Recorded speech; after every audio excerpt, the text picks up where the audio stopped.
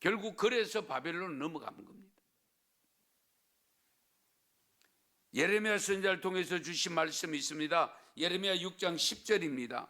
내가 누구에게 말하며 누구에게 경책하여 듣게 할꼬, 보라 그 귀가 할례를 받지 못하였으므로 듣지 못하는도다. 보라 여호와의 말씀을 그들이 자신들에게 욕으로 여기고 이를 즐겨하지 아니하니. 여호와의 말씀을 듣는 것이 욕으로 여기고 즐겨 듣지 아니했다. 말씀이 선포되는 사람이 없는 게 아닙니다. 선지자를 세워서 계속적으로 말씀을 전함에도 불구하고 이 이스라엘 백성들이 말씀을 귀담아 듣지 않았다는 겁니다. 에스겔서 12장 2절에 이렇게 말씀합니다. 인자야 네가 반역하는 족속 중에 거주하는도다. 그들은 볼 눈이 있어도 보지 아니하고 들을 귀가 있어도 듣지 아니하나니 그들은 반역하는 족속임이라. 귀를 가진 것이 복이지만 여호와 하나님의 말씀을 들을 줄 아는 귀가 더 큰 복입니다.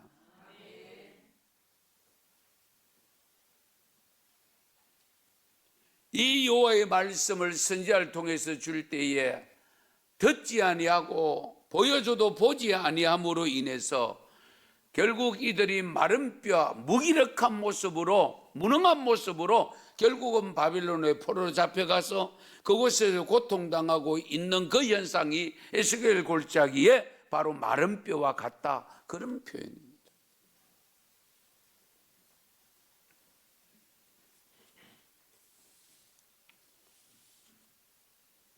그런데 하나님이 에스겔 선지자에게 묻지 않습니까? 이 뼈들이 살아나겠느냐?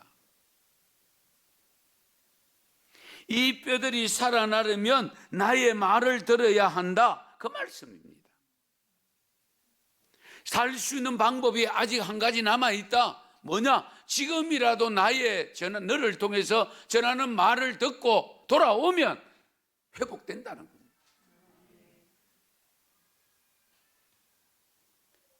알아듣는 귀를 가졌는지 아니면 귀머거리인지를 어떻게 알 수 있을까? 우선은 하나님의 말씀으로 듣고 있는지를 잘 살펴보셔야 됩니다.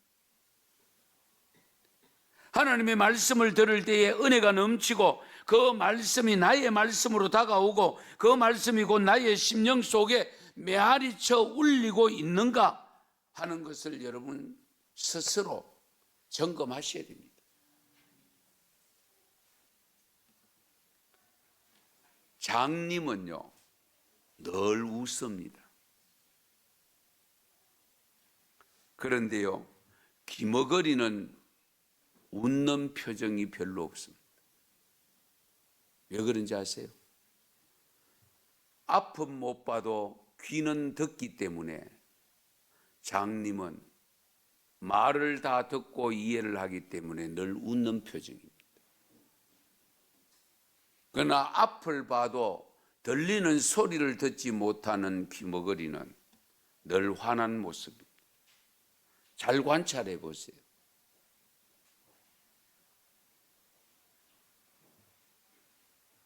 개그맨이 웃겨도 웃을 수가 없습니다. 왜? 들려오질 않으니까.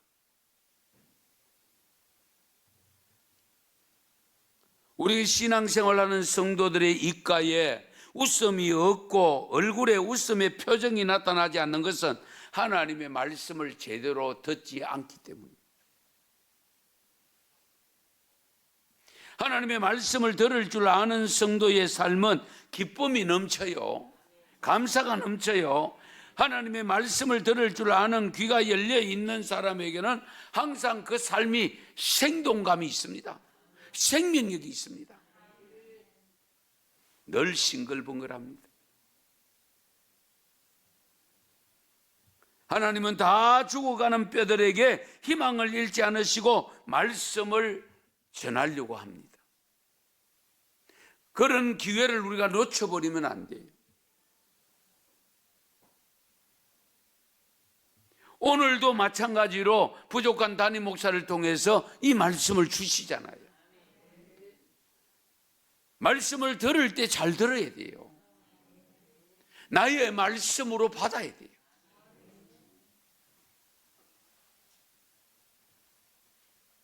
우리가 영적으로 앙상한 겨울나무 가지처럼 다 말라 빠진 뼈 같을지라도 하나님은 아직도 포기하지 않으시고 많은 성도들에게 주의 종들을 통해서 말씀을 하고 있습니다.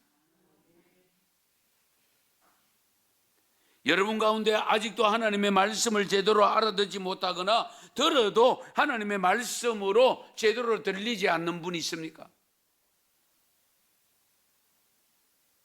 말씀을 들어도 은혜가 되지 아니하고 말씀을 들어도 기쁨이 없고 말씀을 들어도 감격이 없는 분 계십니까?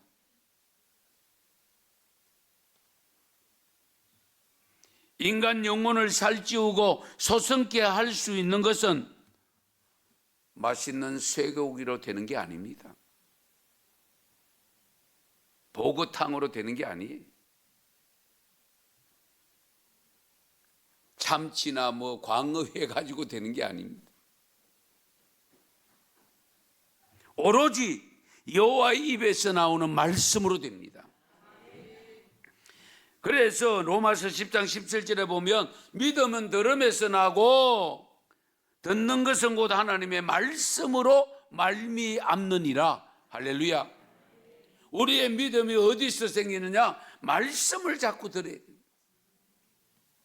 그래서 믿음은 들음에서 난다고. 말씀을 들어도 은혜가 없고 변화가 일어나지 않는 것은 결국 나의 영적 상태가 마른 뼈와 같기 때문입니다.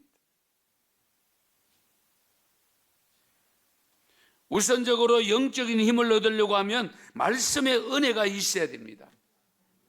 그러면 또 이렇게 대꾸하는 분이 있어요. 설교가 은혜가 돼야 듣지요. 잘 들으세요. 물론 말씀 설교가 은혜가 돼야 듣겠지만은 가장 원초적인 말씀은 기록된 성경 말씀입니다. 설교에 은혜가 안 되면 기록된 성경 읽고 여기서 하나님의 음성을 들어야 되죠. 그렇지 않습니까?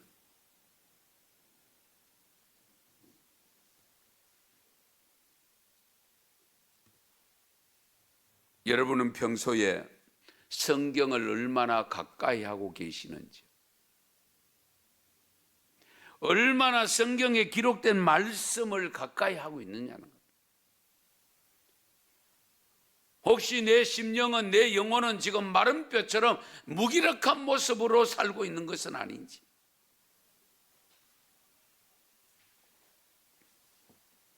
우리 하나님은 우리에게 말씀하실 때 설교로만 하는 것이 아닙니다, 여러분. 이미 기록된 성경을 통해서 말씀하고 있습니다. 다만 이것을 좀 더 여러분에게 알아듣기 쉽게 설명하는 것이 설교잖아요. 그러나 하나님께서 우리에게 말씀하실 때에는 이 성경을 통해서 우선적으로 말씀하시지만은 만물을 창조해 놓으신 이 창조 세계 질서가 어떻게 되어지는 과정 속에서 당신의 뜻을 나타내서 우리로 하여금 듣게 하고 있습니다. 그래서 세상 속에서 일어나는 현상들 잘 살펴야 됩니다. 예, 하나님은 그것을 통해서 우리에게 보여주고 있거든요. 그런데 앞에서 말씀드렸습니다만 보여줘도 보지 못하는 사람이 너무 많다는 겁니다. 들려줘도 듣지 못하는 사람이 많다는 겁니다.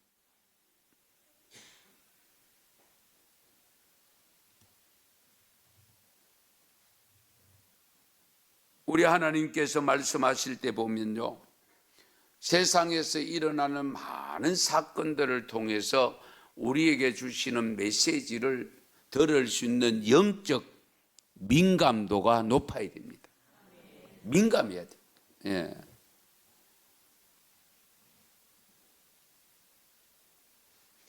그리고 때로는 꿈을 통해서도 보여주고요, 들려주시고요, 환상을 통해서도 들려주십니다.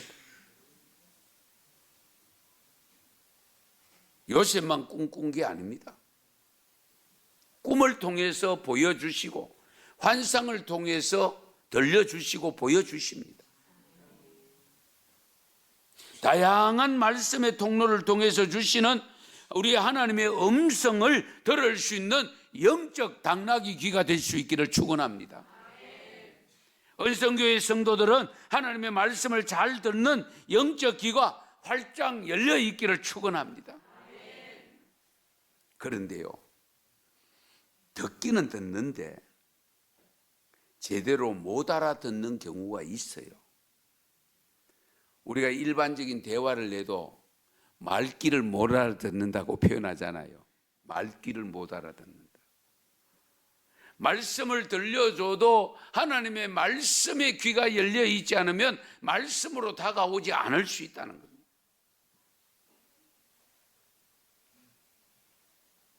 여러분, 귀만 열려 있어서 되는 것은 또 아닙니다. 제가 여쭤볼게요. 시가 중요합니까? 밭이 중요합니까?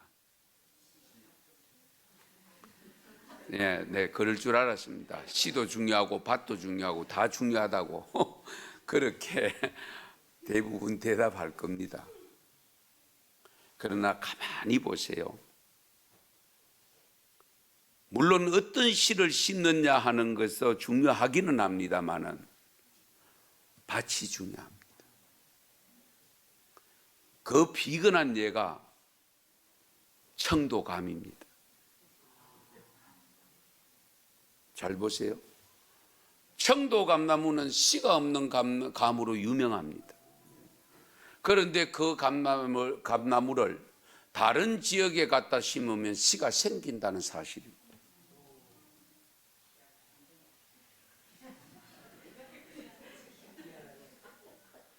결국은 뭐냐? 하나님의 말씀을 똑같이 받아도 내 마음밭에 따라서 달라질 수 있다, 그 말씀입니다. 그래서 우리 마태복음 13장에 보면은 씨 뿌리는 비유를 하면서 밭이 4가지 종류를 말씀합니다. 길가밭이 있습니다. 이건 씨가 땅에 묻히지 않아서 새들이 와서 다 쪼먹어. 그 다음에 돌밭이 있습니다. 삭이 나긴 나는데 얼마 못 가. 태양빛이 비치면 다 말라져. 그 다음에 가시덤불 속에 낳는 거는 나기는 났는데 열매가 없어. 그런데 옥토에 난 것은 100배 또는 60배 또는 30배의 열매를 맺는다고 했습니다. 밭이 중요합니다. 강단에서 나가는 말씀은 동일하잖아요. 그러나 그 말씀을 받는 마음의 밭이 어떠냐에 따라서 전혀 다릅니다. 이거 우리가 깊이 헤아리셔야 됩니다. 성도 여러분의 귀는 여호와의 말씀을 알아듣는 지혜로운 귀가 되기를 바랍니다. 그래서 여러분은 마른 뼈 같은 생명력 없는 삶이 아니라 부활의 소망이 넘치는 생명력 있는 삶이 되시기를 축원합니다.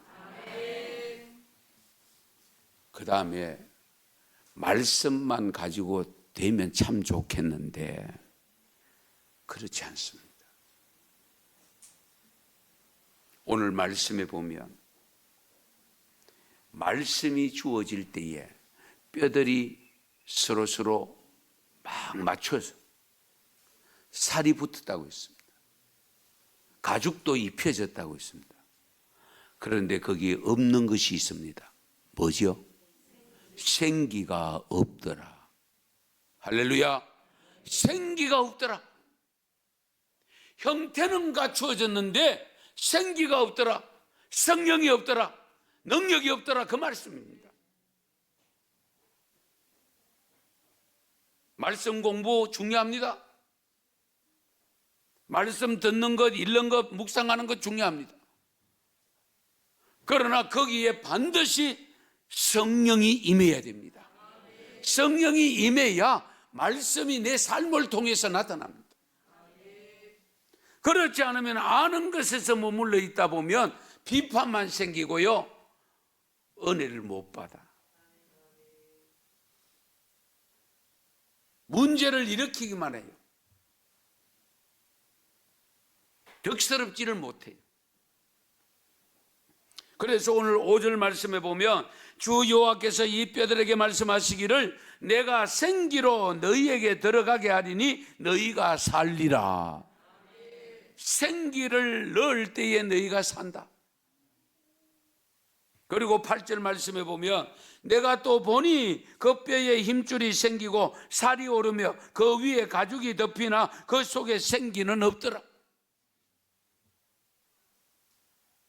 하나님의 말씀을 들으니 힘줄이 생기고 살이 올랐습니다. 가죽도 새롭게 덮였습니다. 모양 갖추었습니다. 외모는 번듯합니다. 이제 쓸모 있는 것 같은데 막상 힘이 없어. 나름대로 잘생겼는데 할 수 있는 힘이 없어.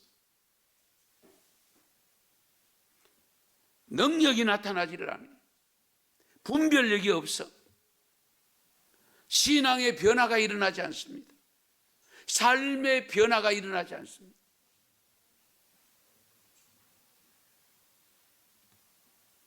그러므로 우리가 믿음이 있노라 하면서도 성령을 받지 못하면 능력 있는 진정 크리스찬의 새로운 삶으로 변화된 모습이 안 나타난다.